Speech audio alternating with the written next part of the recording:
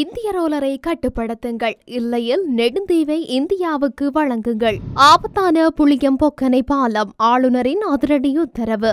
வருகின்ற 8ஆம் தேதி ஆந்திராவில் பிரதமர் மோடி ரோடு ஷோ. எரிபொருள் இறக்குமதியின் போது தரகு பணம், அமைச்சர் விளக்கம். சாரதி அனுமதி பத்திரங்கள் தொடர்பில் வெளியாகியுள்ள அறிவிப்பு. ஜிலிசங் மனோ கணேசனுடைய விசேட சந்திப்பு. புதிய வைரஸ் பற்றி பீதியடைய வேண்டாம், சீனா சொல்கிறது. நெடுந்தீவு கடற்பரப்பில் இந்திய அத்துமீறிய ரோலர் படகுகளை தடுத்து நிறுத்துவதற்கு இயலாதுவிட்டால் எம்மை வேறொரு பிரதேசத்திற்கு மாற்றிவிட்டு நெடுந்தீவை இந்தியாவுக்கு வழங்கிவிடுங்கள் என நெடுந்தீவு இளம்புரை கடத்தொழிலாளர் கூட்டுறவு சங்கத்தின் தலைவரும் சமாச பிரதிநிதியுமான சத்தியாம்பிள்ளை தோமாஸ் தெரிவித்துள்ளார். நேற்றைய தினம் யாழ்ப்பாணம் மாவட்ட கடத்தொழிலாளர் கூட்டுறவு சங்க சமாசத்தில் இடம்பெற்ற ஊடகவியலாளர் சந்திப்பின் போதே இவ்வாறு குறிப்பிட்டுள்ளார். மேலும் தெரிவிக்கையில், நெடுந்தீவு கடற்பரப்பில் பல வருட காலமாக இந்தியா அத்துமீறிய இழுவை படகுகளினால் எமது கடத்தொழிலாளர்கள் பாரிய இன்னல்களை அனுபவித்து வருகின்றனர். கடந்த 29ஆம் தேதியும் இந்தியா அத்துமீறிய இழுவை படகுகளினால் எமது 30 கடத்தொழிலாளர்களின் சுமார் 40,000 ரூபாய் பெறுமதியான வலைகளை அறுத்து செல்லப்பட்டுள்ளது.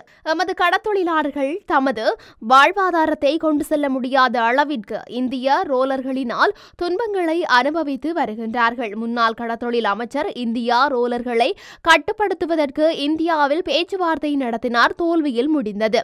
கச்சதீவில் இரு நாட்டு கடத்தொழிலாளர்களையும் அழைத்து பேசினார், தோல்வியில் முடிவடைந்தது. இவ்வாறு இந்திய கடத்தொழிலாளர்களை கட்டுப்படுத்துவதற்கு மேற்கொண்ட அனைத்து பேச்சுவார்த்தைகளும் தோல்வியில் முடிவடைந்ததால் நாம் என்ன செய்வது? ஆகவே நெடுந்தீவில் இருந்து கொண்டு எமது வாழ்வாதார தொழிலை செய்ய அரசாங்கம் நடவடிக்கை எடுக்காவிட்டால் எம்மை வாழ்வதற்கு ஏற்ற ஒரு இடத்துக்கு மாற்றிவிட்டு இந்தியாவுக்கு நெடுந்தீவை ஒப்படையுங்கள், எங்களை வாழவிடுங்கள் எனவும் அவர் மேலும் குறிப்பிட்டுள்ளார். முல்லைத்தீவு வீதியில் அமைந்துள்ள புளியம்பொக்கனை பாலத்தின் திருத்த வேலைகள் ஆரம்பமாகும் வரை அந்த பகுதியில் உரிய சமிஞ்சைகளையும் தடைகளையும் அமைக்குமாறு வடக்கு மாகாண ஆளுநர் வேதநாயகன் அறிவுறுத்தியுள்ளார். அந்த வீதியூடாக பயணித்த இளைஞர்கள் இருவர் பாலத்தின் புனரமைப்பு வேலைகள் இடைநடுவில் நிறுத்தப்பட்டுள்ளமையால் பாலத்தினுள் வீழ்ந்து உயிரிழந்ததாக ஊடகங்களில் செய்திகள் வெளியாகியிருந்தன. இந்த நிலையில் அந்த வீதியூடாக இன்றைய தினம் பயணித்த ஆளுநர் இடைநடுவில் புனரமைப்பு நிறுத்தப்பட்டுள்ள பாலத்தை பார்வையிட்டதுடன் அந்த பகுதி மக்களுடனும் கலந்துரையாடியுள்ளார். இதன்போது வீதி அபிவிருத்தி அதிகார சபையின் பொறியியலாளர்களும் போலீசாரும் அங்கு பிரசன்னமாகி இருந்தனர். புனரமைப்பை முன்னெடுத்த ஒப்பந்தக்காரரின் ஒப்பந்தம் ரத்து செய்யப்பட்டுள்ள நிலையில் அந்த பாலத்தின் இருபுறமும் வைக்கப்பட்டிருந்த எச்சரிக்கை சமிஞ்சைகள் அவரால் எடுத்துச் செல்லப்பட்டுள்ளதாக ஆளுநருக்கு தெரியப்படுத்தப்பட்டுள்ளது. அத்துடன் மார்ச் மாதம் அளவில் புனரமைப்பு மீண்டும் ஆரம்பமாகும் என்றும் அதுவரையில் வீதி அபிவிருத்தி அதிகார சபையால் பாலத்தின் இருபுறமும் பாதுகாப்பு ஏற்பாடுகள் முழுமையாக செய்யப்படும் எனவும் பொறியியலாளர்கள் ஆளுநருக்கு சுட்டிக்காட்டியுள்ளனர். பிரதமர் நரேந்திர மோடி வருகின்ற 8ஆம் தேதி ஆந்திர மாநிலம் விசாகப்பட்டினம் வருகின்றார். பல கோடி ரூபாய் மதிப்பிலான திட்டங்களுக்கு அடிக்கல் நாட்டுகின்றார். முன்னதாக மாவட்ட கலெக்டர்கள், பல்வேறு துறை அதிகாரிகள், போலீஸ் சூப்பிரண்டுகளுடன் ஆலோசனை நடத்த உள்ளார். இதையடுத்து விசாகப்பட்டினத்தில் சம்பத் விநாயகா கோவிலில் இருந்து ஆந்திர பல்கலைக்கழகம் சபா வேதிகா சாலையில் ரோடு ஷோ நடத்துகின்றார். நிகழ்ச்சியில் கலந்து கொள்ள உள்ள பொதுமக்களுக்கு குடிநீர் வாகன நிறுத்தம் மற்றும் தற்காலிக கழிப்பறைகள் அமைக்கும் பணி நடைபெற்று வருகின்றது. இதையடுத்து விசாகப்பட்டினத்தில் ரயில்வே மண்டலம் அமைப்பதற்காக அடிக்கல் நாட்டுகின்றார். அனாக்காப்பள்ளி மாவட்டம் நக்கப்பள்ளி புதி மடகாவில் ரூபாய் 65,370 கோடி மதிப்பில் 3 கட்டடங்களாக ஒருங்கிணைந்த பசுமை ஹைட்ரோ மையம் அமைக்க அடிக்கல் நாட்டுகின்றார். இதேபோல 2001 ஏக்கரில் ரூபாய் 1,876.66 கோடி மதிப்பில் மொத்த மருந்து பூங்கா மையத்திற்கு அடிக்கல் நாட்டுகின்றார். இதன் மூலம் 54,000 பேருக்கு வேலைவாய்ப்பு கிடைக்கும் என அதிகாரிகள் தெரிவித்தனர். இதையடுத்து கிருஷ்ணாபட்டினத்தில் 2,500 ஏக்கர் பரப்பளவில் ரூபாய் 1518 கோடி மதிப்பில் தொழில் மையம் அமைக்க அடிக்கல் நாட்டுகின்றார். இதன் மூலம் 50,000 பேருக்கு வேலைவாய்ப்பு கிடைக்கும். இந்த நிகழ்ச்சியில் ஆந்திர முதல் மந்திரி சந்திரபாபு நாயுடு, துணை முதல் மந்திரி பவன் கல்யாண் மற்றும் மந்திரிகள், எம்எல்ஏக்கள், பாஜக மாநில தலைவர் புரந்தரேஸ்வரி உள்ளிட்ட பலர் கலந்து கொள்கின்றனர்.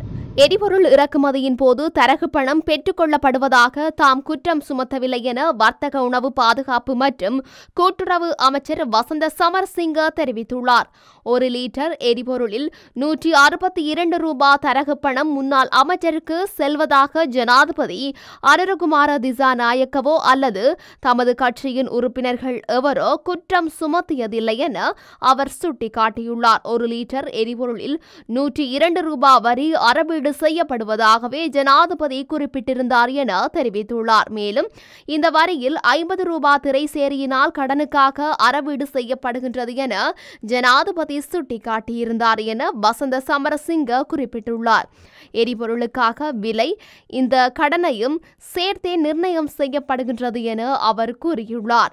எரிபொருள் விலை நிர்ணயமானது விலை சூத்திரத்தின் பிரகாரம் மேற்கொள்ளப்படுகின்றது எனவும் இறுதியாக மேற்கொள்ளப்பட்ட விலை நிர்ணயமும் அவ்வாறே மேற்கொள்ளப்பட்டது எனவும் அவர் சுட்டிக்காட்டியுள்ளார். அச்சிடுவதில் தாமதம் ஏற்பட்டுள்ளதால் மோட்டார் போக்குவரத்து துறை திணைக்களத்தில் குவிந்துள்ள சாரதி அனுமதி பத்திரங்கள் விரைவில் வழங்க நடவடிக்கை எடுக்கப்படும் என தெரிவிக்கப்பட்டுள்ளது. இவ்வாறு தேக்க நிலையில் உள்ள 1,30,000 சாரதி அனுமதி பத்திரங்கள் அச்சிடப்பட்டு 1 மாதத்திற்குள் வழங்கப்படும் என போக்குவரத்து மற்றும் நெடுஞ்சாலைகள் பிரதி அமைச்சர் கலாநிதி பிரசன்னகுமார குணசேன தெரிவித்துள்ளார். மோட்டார் போக்குவரத்து திணைக்களத்தின் வேரகர வளாகத்தில் இடம்பெற்ற அவசர பரிசோதனை விஜயத்தில் கலந்து கொண்டு உரையாற்றும் போதே பிரசன்னகுமார இதனை குறிப்பிட்டுள்ளார். நிறுவனத்தில் சேவைகளை நிகழ்நிலை முறையில் நடத்த நடவடிக்கை எடுக்கப்படும் என்று பிரதி அமைச்சர் குறிப்பிட்டுள்ளார். இலங்கையில் தேசிய இனப்பிரச்சினைக்கான தீர்வு விவகாரம் அதிகார பகிர்வு விடயம் தொடர்பில் அமெரிக்க தூதுவர் ஜூலி சாங்குடன் தமிழ் முற்போக்கு கூட்டணியின் தலைவர் மனோ கணேசன் எம்பி கலந்துரையாடியுள்ளார். கொழும்பில் உள்ள அமெரிக்க தூதுவரின் இல்லத்தில் இந்த சந்திப்பு நடைபெற்றுள்ளது என்று மனோ கணேசன் எம்பி ஊடக பிரிவுக்கு இன்று தெரிவித்துள்ளார். மேலும் இனப்பிரச்சினை தீர்வுக்கான நகர்வு, அதிகார பகிர்வு, மலையக பெருந்தோட்ட காணி உரிமை சட்டத்தின் ஆட்சி, பொருளாதார சவால்கள், சர்வதேச நாணய நிதியம் ஆகிய தலைப்புகளில் கலந்துரையாடல் இடம்பெற்றுள்ளது என்று மனோ கணேசன் எம்பி ஊடகங்களுக்கு தெரிவித்துள்ளமை குறிப்பிடத்தக்கது. சீனாவில் கடந்த 2019 ஆண்டு இறுதியில் உருவான கொரோனா வைரஸ் உலகம் முழுவதும் பரவி பெரும் பாதிப்பை ஏற்படுத்தியது. இந்த நிலையில் தற்போது சீனாவில் புதிய வைரஸ் ஒன்று பரவி வருகின்றது. HMPV என அழைக்கப்படும் இந்த வைரஸால் பலர் பாதிக்கப்பட்டுள்ளனர். கொரோனாவை போன்ற இந்த வைரஸ் காய்ச்சலால் இருமல், சளி, தொண்டை வலி உள்ளிட்ட பாதிப்புகள் ஏற்படுகின்றன. சீனாவின் வடக்கு மாகாணங்களில் வைரஸ் பாதிப்பு அதிகமாக உள்ளது. இதில் சிறுவர்கள் அதிக அளவில் பாதிக்கப்பட்டுள்ளனர். வைரஸ் பாதிப்பு காரணமாக ஆஸ்பத்திரிகளில் கூட்டம் நிரம்பி வழிகின்றது. பலருக்கு சுவாச பிரச்சனை ஏற்பட்டு இருக்கின்றது. இந்த நிலையில் புதிய வைரஸ் குறித்து மக்கள் பீதியடைய வேண்டாம் என்றும் குளிர்காலத்தில் ஏற்படும் தொற்று என்றும் சீன அரசு தெரிவித்துள்ளது. சீனாவின் வெளியுறவு அமைச்சக செய்தி தொடர்பாளர் மவோ நிங் கூறும்போது, குளிர்காலத்தில் சுவாச நோய் தொற்றுகள் உச்சத்தில் இருக்கும். நோய்களின் தீவிரம் குறைவாக உள்ளது. முந்தைய ஆண்டை விட சிறிய அளவில் பரவுகின்றது. சீன குடிமக்கள் மற்றும் சீனாவுக்கு வரும் வெளிநாட்டினரின் ஆரோக்கியத்தில் சீன அரசாங்கம் அக்கறை கொண்டுள்ளது என்பதை நான் உங்களுக்கு உறுதியளிக்கின்றேன். சீனாவில் பயணம் செய்வது பாதுகாப்பானது. தேசிய நோய் கட்டுப்பாடு மற்றும் தடுப்பு நிர்வாகத்தால் வழங்கப்பட்ட வழிகாட்டுதல்களை கடைபிடிக்குமாறு குடிமக்கள் மற்றும் சுற்றுலா பயணிகளை கேட்டுக்கொள்கின்றோம் என்றார். HMPV வைரஸ் என்பது ஒரு தொற்று நோயாகும். இது காற்றின் மூலமாகவும் தொடுவதன் மூலமாகவும் பரவுகின்றது. இந்த நோய் 2001 ஆண்டு கண்டறியப்பட்டது. இதன் பாதிப்பு 3 முதல் 7 நாட்கள் வரை நீடிக்கும் என்றும் தெரிவிக்கப்பட்டுள்ளது.